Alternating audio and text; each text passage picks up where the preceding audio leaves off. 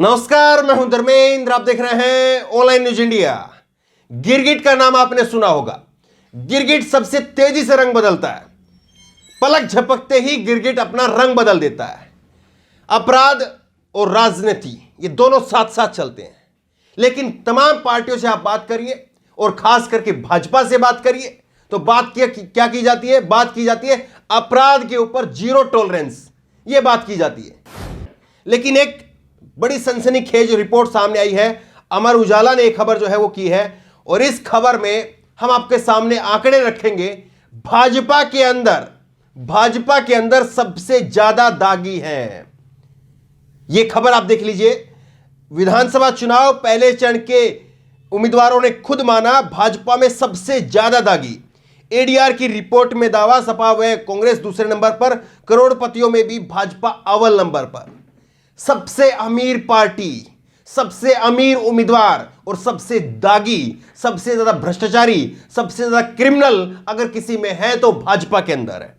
और अब याद करिए नरेंद्र मोदी जी का वो भाषण, जिसमें उन्होंने क्या कहा था? मैं संसद में जाते ही सबसे पहले एक कानून बनाऊंगा और फास्ट ट्रैक कोर्ट में जितने भी नेता हैं जिनके ऊपर क्रिमिनल केस चल रहा है, गंभीर धाराओं के तहत केस चल रहा है, उन सब के ऊपर मुकदमा चलाया जाएगा और उन सब को बाहर करेंगे। भाजपा वालों को भी बाहर करेंगे। मोदी जी का भाषण है ये। मैं सुनवा करके आपको बोरियत नहीं करना चाह रहा, लेकिन सोच करके देखिए, उन्होंने भाषण कहा था, देश के लोगों ने पलकों पर बैठा लिया, और आज वो क्या कर रहे हैं।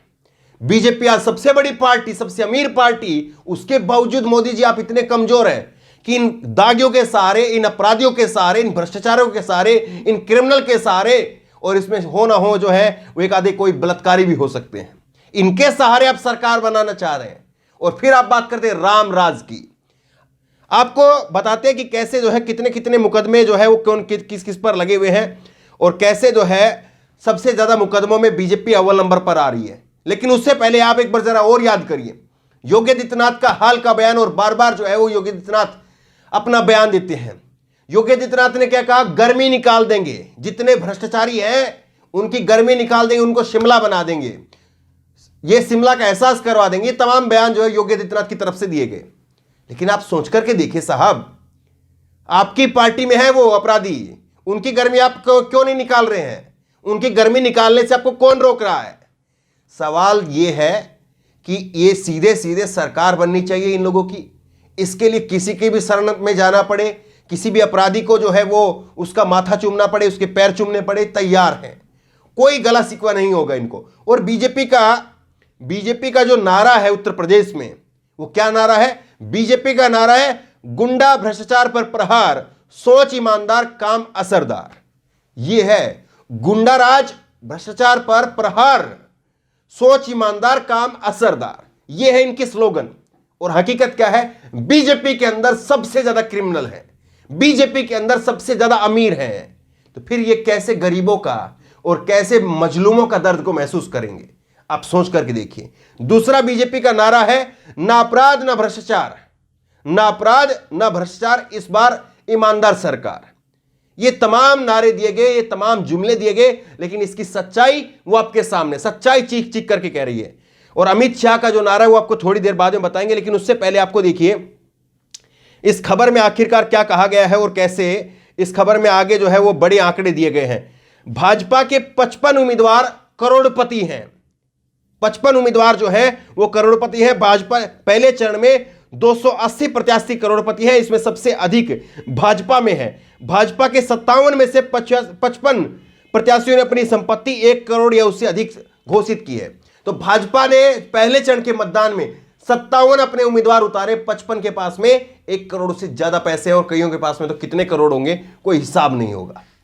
तो ये है। इसमें आप देखिए अब एडीआर का जो दावा है, इसमें सपा व कांग्रेस दूसरे नंबर पर है, बीजेपी पहले नंबर पर है। करोड़पति प्रत्याशियों में भी बीजेपी जो है वो अव्वल पर है। सर्वाधिक मुकदमे 32 सपा के योगेश पर है। ये जो है वो अखिलेश यादव के लिए भी ये एक आईने की तरह से है। जो अखिलेश यादव बात कर रहे हैं, पिछड़े की वर्ग की, दबे कुचले वर्ग की बात कर रहे हैं, मजलूम की बात कर रहे हैं, तो उनको भी जो है ये आईना देखना चाहिए। ये आईना उनके लिए भी है कि क्या वो ऐसे जो दागी हैं उनके सहारे सरकार बना करके मजलूमों को उनको न्याय दिलवा पाएंगे? क्योंकि हमने देखा है कुलदीप सेंगर ने क्या कुछ हुआ, उसके बाद में फिर कहानी कैसे बदल गई, चिन्मयानंद का क्या कुछ हुआ, फिर कहानी कैसे बदल गई, हमने तमाम चीजें देखी हैं। इसमें आप देखिए सबसे अधिक मुकदमे मेरठ के हस्तिनापुर से सपा प्रत्याशी योगेश वर्मा पर है। गंभीर अपराध की इसमें 71 धाराएं हैं, हत्या के प्रयास की भी धाराएं हैं। दूसरे नंबर पर भाजपा के सिवाल खास मेरठ से उम्मीदवार मनिंदर पाल, उनके खिलाफ 18 मुकदमे दर्ज हैं, 36 गंभीर धाराएं हैं। सरधाना से सपा उम्मीदवार अतुल प्रधान के खिलाफ 38 मामले दर्ज हैं, 26 गंभीर धाराएं हैं। तो ये सब कुछ जो है वो आपके सामने है। और आप देखिए इसमें 280 करोड़पति पहले चरण में 1/4 आपराधिक छवि के हैं।